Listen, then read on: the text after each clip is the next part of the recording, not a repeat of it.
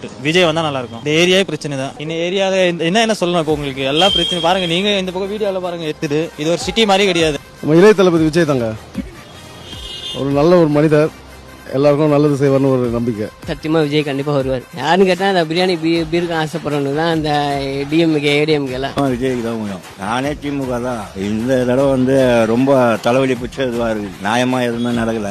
கண்டிப்பா விஜய் தான் வருவா போல. அதுக்கு 100% வாய்ப்பு இருக்கு. இப்ப இருக்கிற இளைஞர்கள் எல்லாருமே விஜய்க்கு தான் போடுவாங்க. எல்லாமே எங்க குடும்பத்தில் இருக்கிறவங்க எல்லாமே ஓட்டு விஜய்க்கு தான், வேற யாருக்கும் கிடையாது. உங்களுக்கு பிரச்சனை எல்லாமே பிரச்சனை இருக்கு சார். எல்லாமே ஒரு குறை சொல்ல முடியாது, எல்லாம் குறையும் இருக்கு. விலைவாசி ஏறிச்சு, டீசல், பெட்ரோல் எல்லாமே விலை ஏறிச்சு. அவர் வந்தாருன்னா விஜய் வந்தாருன்னா பக்காவா எல்லாத்தையும் கொண்டு வருவார். தளபதி தான் விஜய். மாற்றம் வரட்டாங்க போதும். இவங்க ஆட்சி வந்து ரொம்ப நாள் ஆண்டாங்க. விஜய் நல்லது பண்றேன்னு சொல்லிக்கிறாரு. ஒருவர் விஜய் ஜெயிச்சா நல்லா இருக்குன்னு நாங்க நினைக்கிறோம்.